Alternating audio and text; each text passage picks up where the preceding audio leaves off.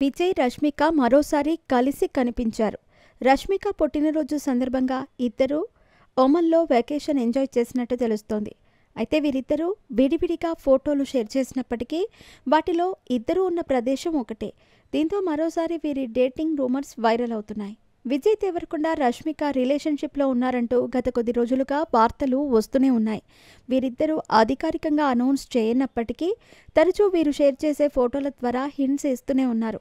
రష్మిక, విజయ్ ఇంట్లో పండుగలు సెలబ్రేట్ చేసుకోవటం, ఇద్దరూ కలిసి లంచ్ డేట్కి వెళ్లిన ఫోటోలు ఆ మధ్య తెగ వైరల్ అయ్యాయి. అయితే తాజాగా మరోసారి వీరిద్దరూ కలిసి వెకేషన్ వెళ్లినట్టు తెలుస్తోంది. ఇటీవలే రష్మిక తన పుట్టినరోజు సందర్భంగా ఒమన్ బీచ్లో ఎంజాయ్ చేస్తూ ఉన్న ఫోటోలను షేర్ చేసింది.